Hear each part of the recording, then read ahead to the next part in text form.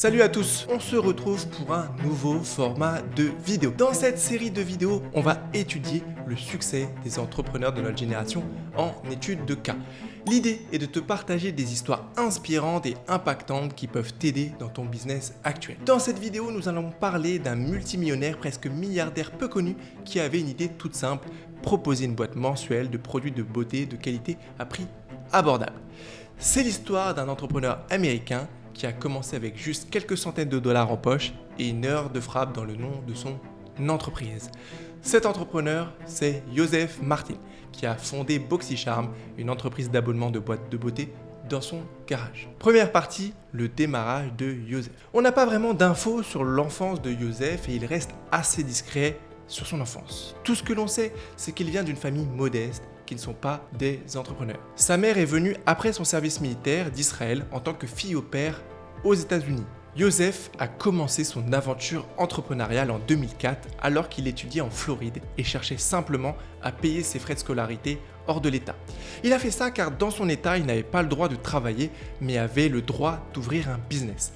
Avec une passion pour le commerce et une soif d'apprendre, il a lancé sa première entreprise, Merchandise Liquidators, avec un Z à la place d'un S.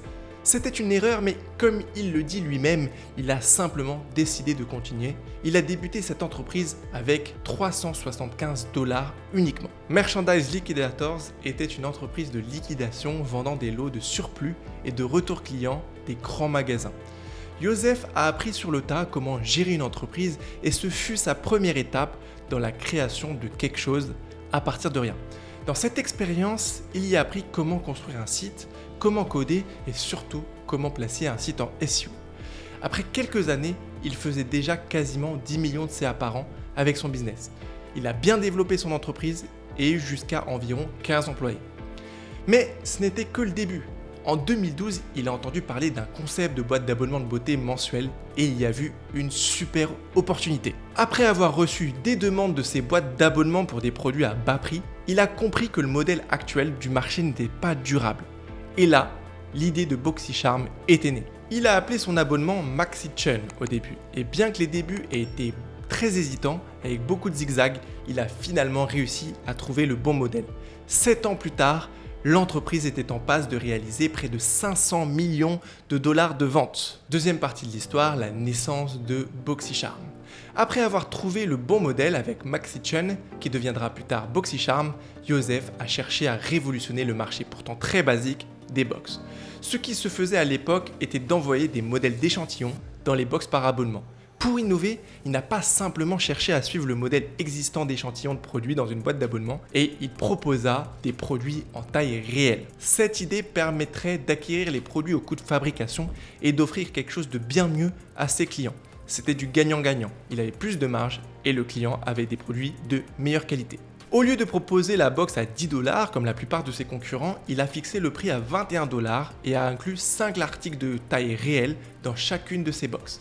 La valeur des produits de la box était d'environ 100 $ si le client achetait les produits individuellement sur le marché. Mais le succès de BoxyCharm ne s'arrêta pas là. Il utilisa ses compétences en SEO acquises lors de sa première aventure avec Merchandise Liquidators et Joseph Martin a ainsi attiré ses premiers clients en ligne, permettant à BoxyCharm de se démarquer grâce à une stratégie de référencement naturel agressive.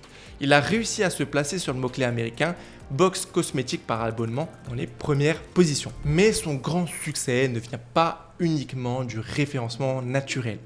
Cela lui a juste permis d'avoir une demande constante et prédictible, ce qui est déjà pas mal en soi, lui permettant donc de réinvestir dans le marketing et dans le produit. Grâce à ses revenus prédictifs, il n'a pas eu besoin de lever des fonds et était profitable dès le début. Joseph a clairement mis l'accent en réalité sur l'expérience client des box. La société s'efforça de proposer les meilleurs produits dans la boîte en travaillant avec des influenceurs et en mettant l'accent sur une expérience client exceptionnelle. La différenciation de BoxyCharm ne s'arrêta pas uniquement à des innovations comme la taille des produits. Joseph et son équipe formèrent leurs clients sur les produits avant de les placer dans la boîte et récupérèrent des données. Un algorithme sophistiqué fut mis en place pour segmenter les produits selon les besoins et préférences de chaque client, ajoutant une couche supplémentaire de personnalisation. En fait, ils ne proposaient pas les mêmes produits en fonction des clients. Petite astuce, c'était qu'il cherchait toujours à mettre des produits ayant un certain point, le plus faible possible pour garder des coûts bas d'expédition des box. Autre exemple d'optimisation, en 2016, il a découvert que les palettes de fard à paupières étaient un produit très prisé qui faisait vendre les box. Mais la présence des produits pour cheveux qui étaient lourds limitait l'espace pour ces palettes. Il a donc pris la décision stratégique de retirer les produits pour cheveux afin de faire de la place pour les palettes de fard à paupières. Il vendait tellement de fard à paupières qu'à un stade, cela a impacté les ventes des boutiques des grands magasins comme Sephora. Ces innovations audacieuses et l'engagement de Joseph envers la qualité et la satisfaction du client ont permis à BoxyCharm de rapidement devenir un acteur clé dans l'industrie de la beauté. Troisième partie de l'histoire, le développement de la marque et le scaling avec les influenceurs. En réalité, le vrai succès du développement de la marque vient de sa stratégie d'influenceur. Il a mis ce qu'il appelle en place l'expérience eye roller. Joseph savait que l'industrie de la beauté était fortement influencée par les opinions et les recommandations des influenceurs beauté. L'approche traditionnelle, qui consistait simplement à payer ses influenceurs pour promouvoir un produit, n'était pas vraiment suffisante pour lui. Il voulait créer un lien authentique, pas seulement une relation transactionnelle. C'est ainsi que l'expérience eye roller pour les influenceurs est née. Cette stratégie consistait à inviter les influenceurs clés dans des événements exclusifs, des escapades luxueuses, des séances privées avec les produits BoxyCharm. L'idée était de leur faire vivre la marque et les produits et pas seulement de les voir et de les utiliser. Le résultat ? Des témoignages et des critiques authentiques, sincères et chargées d'émotions. Les influenceurs ont partagé leurs expériences uniques avec leurs abonnés, créant une vague d'enthousiasme autour de la marque. Au-delà de l'expérience eye roller, BoxyCharm a également initié des partenariats et des collaborations à long terme avec des influenceurs. Ces collaborations ont permis de co-créer des produits exclusifs ou des éditions spéciales de la box, renforçant ainsi l'engagement des fans de la marque et de l'influenceur. Ces collaborations ont été un succès fulgurant, générant souvent des ventes épuisées en quelques heures seulement et faisant cracher les serveurs. Plus que de simples promotions, elles ont permis de créer une communauté fidèle et engagée autour de la marque. Même s'il a déjà travaillé avec les Kardashians, Joseph n'a pas simplement misé sur les grands noms de l'industrie. Il a également reconnu la valeur des nano et micro-influenceurs et a misé sur eux. Mais qu'est-ce qu'un nano-influenceur exactement ? Un nano-influenceur, si tu ne le sais pas, est une personne qui a entre 1000 et 10 000 abonnés sur les réseaux sociaux. Contrairement aux célébrités ou aux influenceurs à grande échelle, les nanos ont souvent une connexion plus personnelle et authentique avec leur public. Leurs followers les considèrent comme des amis ou des connaissances plutôt que comme des célébrités inaccessibles. Joseph a compris que cette relation authentique pouvait être un outil puissant pour promouvoir BoxyCharm. Il a donc décidé de démocratiser l'utilisation des nano-influenceurs en les intégrant dans sa stratégie marketing. BoxyCharm a pleinement concentré ses efforts sur les réseaux sociaux, utilisant les plateformes Instagram, Facebook, YouTube pour se connecter avec son public. Sa stratégie était aussi de trouver des petits comptes à fort potentiel et fort engagement qui avaient le potentiel de devenir très populaires. Les partages des influenceurs étaient amplifiés par les fans, créant un cercle vertueux de visibilité et d'engagement. Joseph et son équipe ont constamment interagi avec leur communauté, répondant aux commentaires, partageant des astuces et tutos et même en organisant des concours. Cette proximité avec la clientèle a permis de bâtir une confiance et une loyauté qui vont bien au-delà d'une simple transaction. Grâce à une analyse détaillée de ses clients, il savait que chaque abonné lui rapportait $200.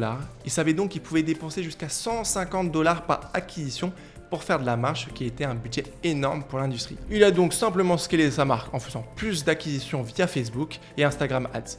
En 2 ans, BoxyCharm avait généré $10 millions de revenus, une étape que sa précédente entreprise avait mis jusqu'à 10 ans pour l'atteindre. Pour lui, il était grand temps de vendre sa boîte. Quatrième partie de l'histoire, la vente de BoxyCharm.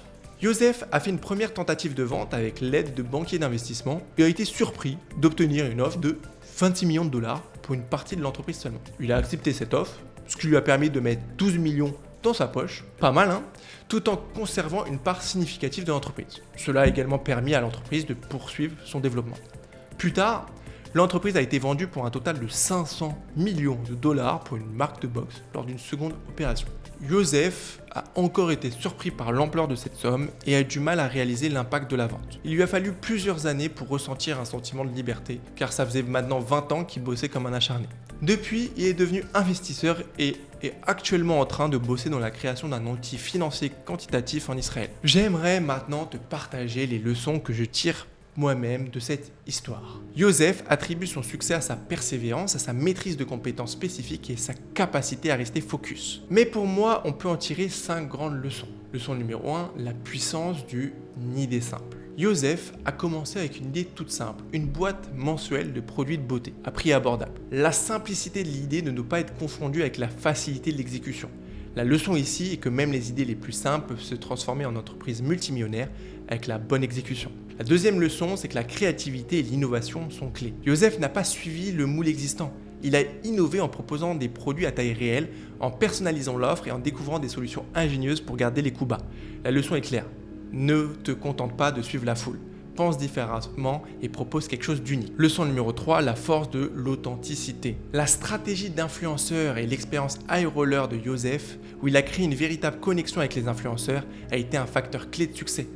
La leçon est que dans un monde connecté comme aujourd'hui, les relations authentiques peuvent être bien plus puissantes que des simples transactions. Leçon numéro 4, l'importance de l'analyse et du réinvestissement. Joseph a su analyser les besoins de ses clients et a constamment réinvesti dans le marketing et le produit. La compréhension de tes clients et le réinvestissement intelligent peut te faire accélérer sur ta boîte. Leçon numéro 5, savoir quand vendre. La vente réussie de BoxyCharm montre que Joseph savait quand et comment capitaliser sur son succès. La leçon pour nous est de reconnaître quand c'est le bon moment pour vendre et ne pas avoir peur de franchir ce pas. L'histoire de Joseph et BoxyCharm est plus qu'une simple histoire de succès entrepreneurial. C'est une leçon de vie sur la puissance de la détermination, de l'innovation et de la relation authentique. C'est un rappel que peu importe d'où tu viens et les ressources dont tu disposes, avec la passion et le bon focus, tu peux toi aussi réaliser tes rêves. Voilà, j'espère que ce nouveau format de vidéo t'a plu. J'ai vraiment pris beaucoup de plaisir à la préparer et à la tourner. N'hésite pas à me dire si ce nouveau format te plaît. J'adore me renseigner sur les entrepreneurs à succès et je vais certainement continuer. Alors ça me fera toujours plaisir d'avoir tes retours. On se retrouve d'ici 2 semaines. Allez, ciao!